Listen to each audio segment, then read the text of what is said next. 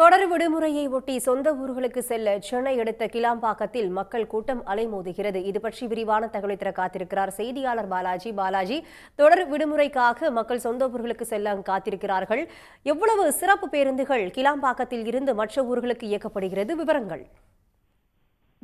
குறிப்பாக சனி ஞாயிறு மற்றும் மிலாடி நபி ஆகிய தொடர் விடுமுறை காரணமாக சென்னையிலிருந்து பொதுமக்கள் தங்களது சொந்த ஊருக்கு செல்ல தற்போது கிளாம்பாக்கம் பேருந்து நிலையத்திற்கு ஒரே நேரத்தில் அதிக அளவில் குவிந்துள்ளனர். இதன் காரணமாக போதிய அளவு பேருந்து கிடைக்காமல் பொதுமக்கள் தற்போது அவதி அடைந்து வருகின்றனர். குறிப்பாக தொடர் விடுமுறை காரணமாகவே இந்த பொதுமக்கள் தங்கள் சொந்த ஊருக்கு செல்வதற்காக தற்போது அங்கு குவிந்துள்ளனர். குறிப்பாக வட மாவட்டங்களுக்கு செல்லக்கூடிய பேருந்துகள் குறைவாக இருப்பதாக பொதுமக்கள் தரப்பிலிருந்து குற்றச்சாட்டு முன்வைக்கப்படுகிறது. விழுப்புரம், திருவண்ணாமலை, கள்ளக்குறிச்சி போன்ற பகுதிகளுக்கு குறைந்த அளவே முன்பதிவு இல்லாத பேருந்துகள் இயக்கப்படுவதால் வயதானவர்கள் மற்றும் பெண்கள் பேருந்துகளில் ஏறி பயணம் செய்ய முடியாத நிலை ஏற்பட்டுள்ளதாகவும் பல மணி நேரம் பேருந்து நிலையத்தில் காத்திருப்பதாகவும் அவர்கள் தரப்பிலிருந்து குற்றச்சாட்டு முன்வைக்கப்படுகிறது.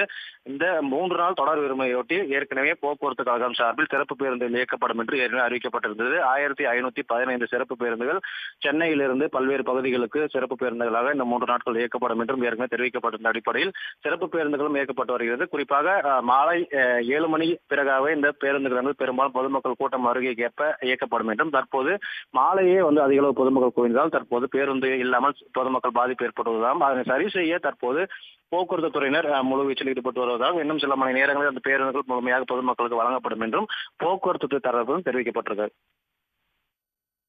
பாலாஜி, தற்போதைய விவரங்களுக்கு நன்றி. உடனுக்குடன் செய்திகளை தெரிந்து கொள்ள சன் நியூஸ் பெல் ஐகானை கிளிக் பண்ணுங்க.